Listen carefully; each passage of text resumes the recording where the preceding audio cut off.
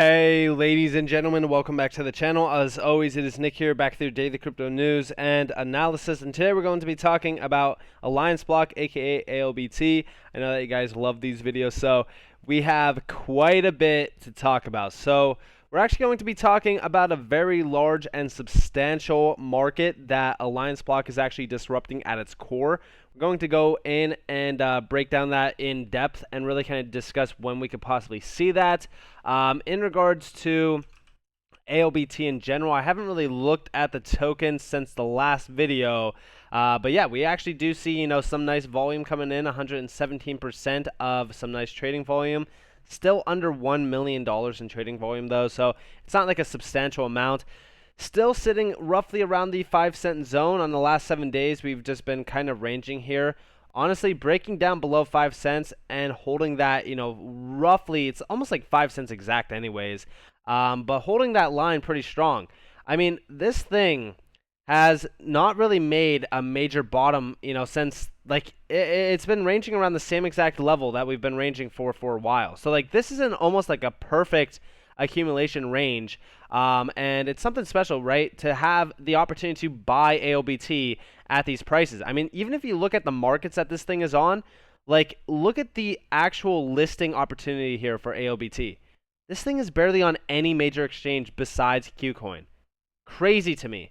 Absolutely crazy to me that, like, that's the only place that you could really kind of get this. I mean, besides, of course, like Uniswap and stuff, but like, this thing needs to be on a lot more major exchanges, and I do believe that it will be going forward, especially like as we really kind of look at like the use cases that are actually going to be behind Allianceblock.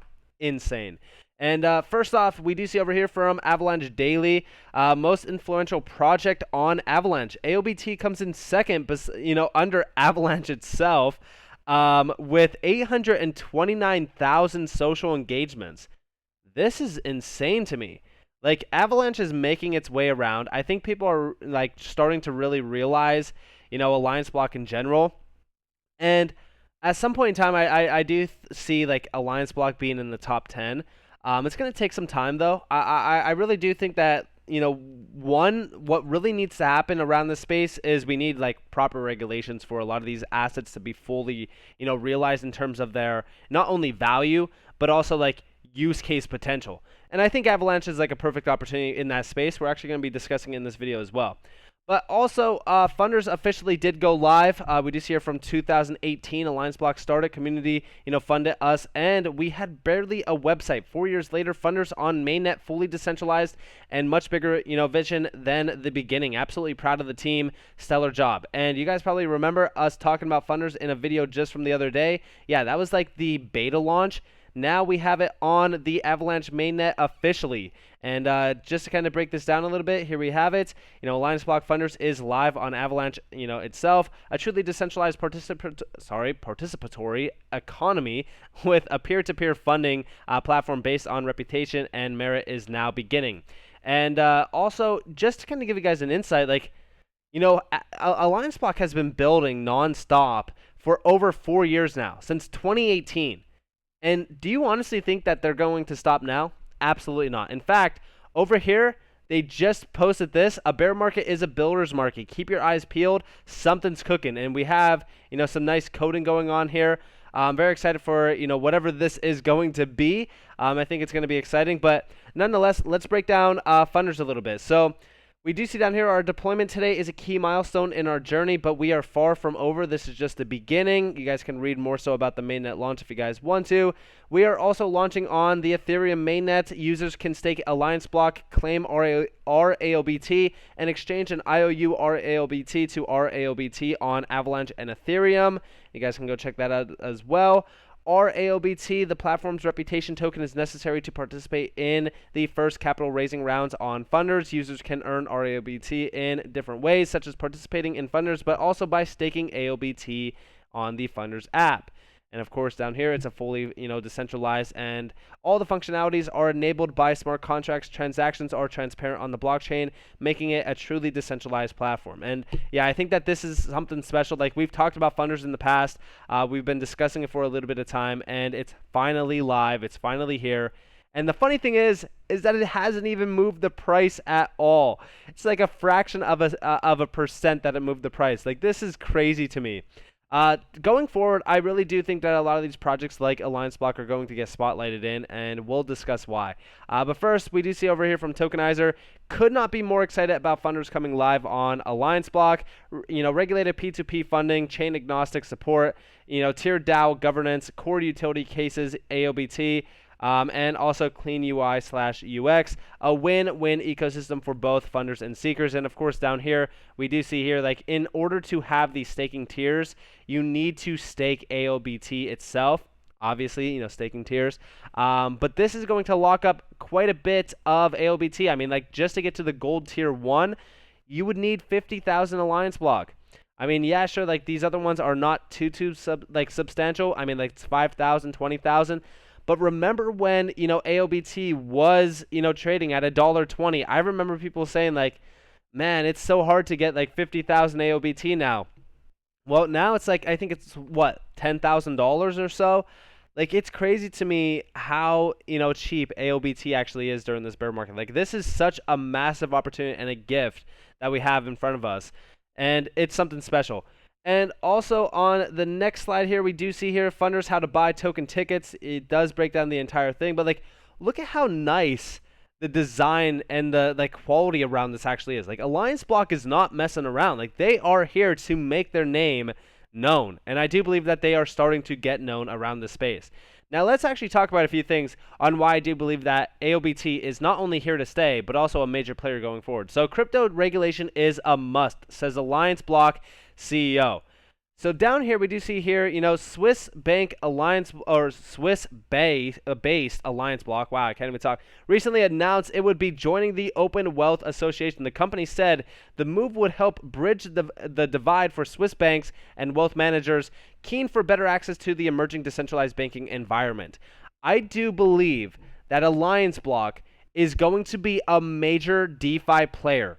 I also think that they are going to be a major player going forward because they are ahead of the regulation, standards that, need to be in place for crypto. I think that they understand regulations. I think that they are, participating in not only, being, regulatory compliant, but also being, a major, massive giant around like the traditional finance and the DeFi space.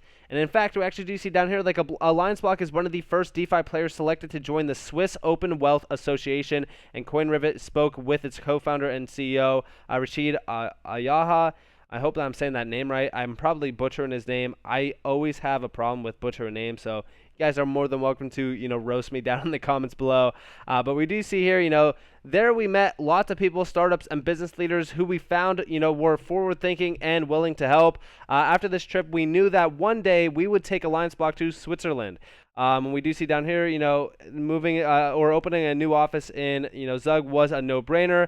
We wanted to place ourselves in a jurisdiction that is as supportive and forward-thinking as Switzerland, where we can play our part in this vibrant ecosystem. We've already joined organizations such as Open Wealth and the Crypto Valley Association, whose mission is similar to ours. Our positioning in the Switzerland will, enable us to lend our expertise and learn from those who are working at the forefront of these challenges. And we do see down here, like, they asked how exactly Allianceblock was bridging the gap between traditional and decentralized finance. And, he said that it was a challenge. How can institutional and decentralized finance, financial actors work together easily and in line with regulators' needs? The bridge between DeFi and traditional finance needs to be compliant, and that's what we're building at, Allianceblock. We're bridging the gap between DeFi and traditional finance through an interplay of products that allows the two worlds to interact and share in each other's opportunity. Amongst the array of products we're building, is the cross-border regulatory compliance rules engine, which allows for automatic pre-trade checks where non-compliant transactions are grayed out and cannot be accessed. This new technology automates compliance checks, streamlines processes, and lowers cost. And of course, the company's trustless KYC/AML product meets regulatory requirements while reducing the compliance burden, placed on institutions by enabling users to undergo KYC just once. Like, they are truly revolutionizing the game for DeFi and truly becoming the bridge for traditional finance to DeFi. Now, talking more so about the streamlined adoption around Allianceblock and talking more so about a major opportunity that Allianceblock is a part of, we look here. OTC derivatives. This is from BIS, by the way. Like, this is from the BIS website. OTC derivatives statistics at the end of December 2021. This is a massive market. So first off, down here, the notional value of outstanding derivatives contracts fell modestly between end of June to the end of December 2021 from $610 trillion.